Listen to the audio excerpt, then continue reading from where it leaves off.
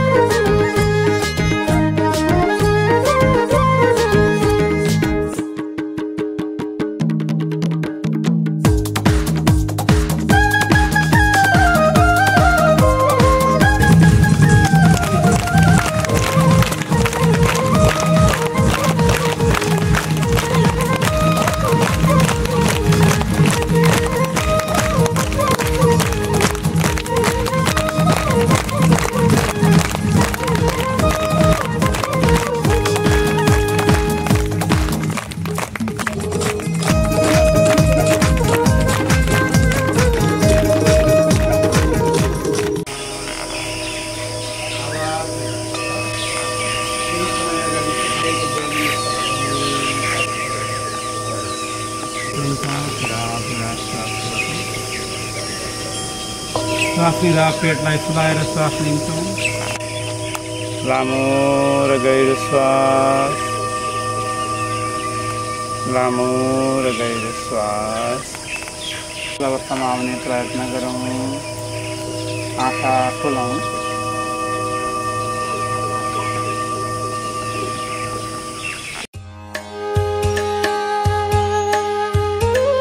श्वास छोड्छौँ है नाकबाट। गरौँ गरौँ गरौँ। त्यतातिर ध्यान छैन, सबैका आँखाहरू बन्द छन्।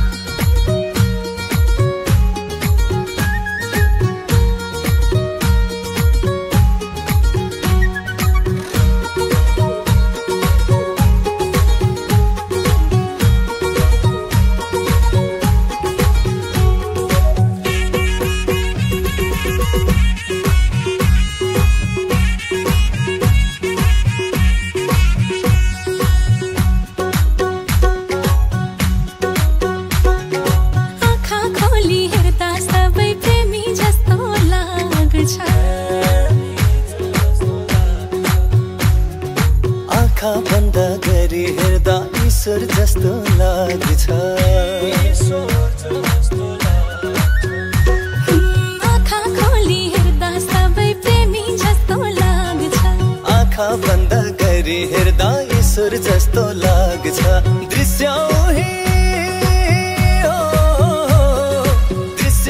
हेर्ने दृष्टि अर्कै जोडियो त्यसैले त जिन्दगीको बाटै मोडियो अनि आहा आहा भो जीवन आहा आहा भो अनि आहा आहा भो जीवन आहा आहा भो कस्तो हुन्छ दिव्य जीवन बल्ल थाहा भो कस्तो हुन्छ दिव्य जीवन बल्ल थाहा भो हो आहा आहा भो जीवन आहा आहा भो आहा आहा भो जीवन आहा आहा भो कस्तो हुन्छ दिव्य जीवन बल्ल थाहा भो कस्तो हुन्छ दिव्य जीवन बल्ल थाहा भो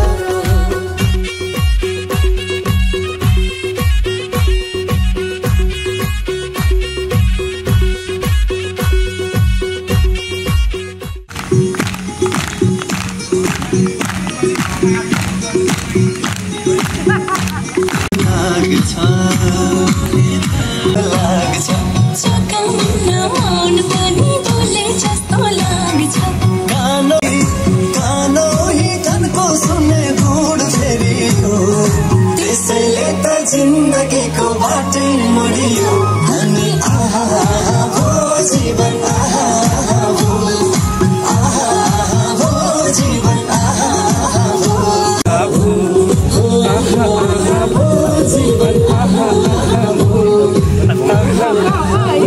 जीवन आहा आहा भो कस्तो हुन्छ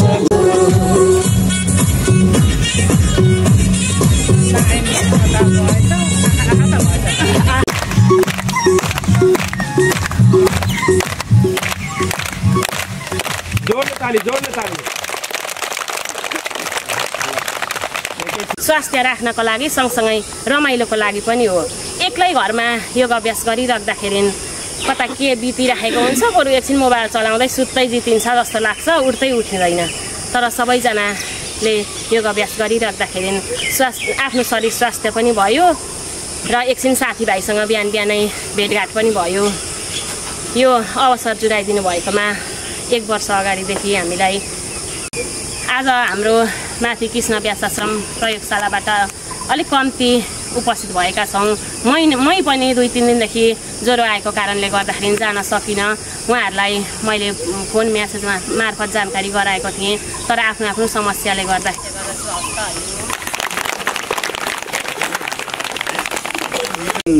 शिविर को तयारी गर्नुहुने तथा हाम्रो मेचीनगर वडा नम्बर 8 को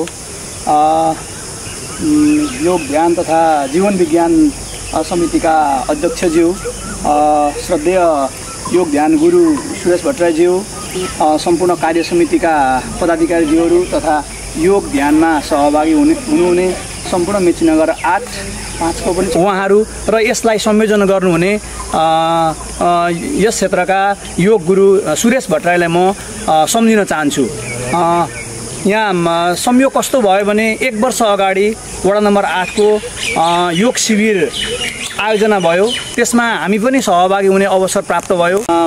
योग गुरु सुरेश भट्टराई पनि आफू लागि पर्नु भएको छ उहाँले त मेचीनगर भरिलाई नै एउटा ह्यान्डलिङ गरिराख्नु भएको छ यसमा उहाँलाई धन्यवाद दिन चाहन्छु। आज कार्यक्रम आयोजना गरेर मलाई पनि 2 शब्द राख्ने अवसर दिनुभएकोमा आयोजक या कार्य समितिका पदाधिकारी लगायत अध्यक्षज्यूलाई धन्यवाद दिँदै हामी दिन दैनिक यसरी नै जोडिएर जाउँ भन्ने कामनाका साथ आजको पृष्ठपोषणको क्रमलाई यही टुङ्ग्याउन चाहन्छु। धन्यवाद। हरिओम।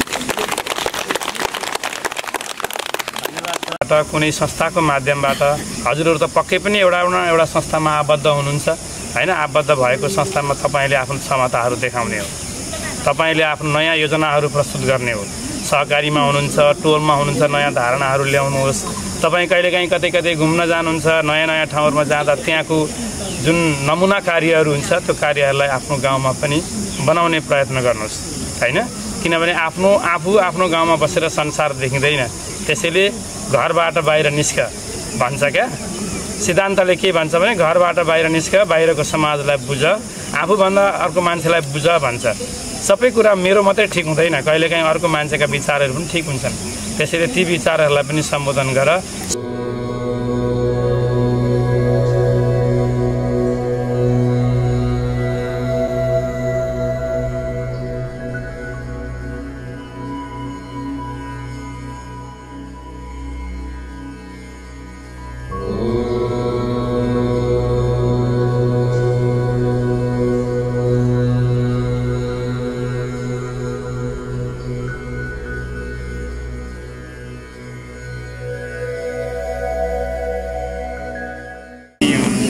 कामदं मोक्षदं चैव ओंकाराय नमो नमः।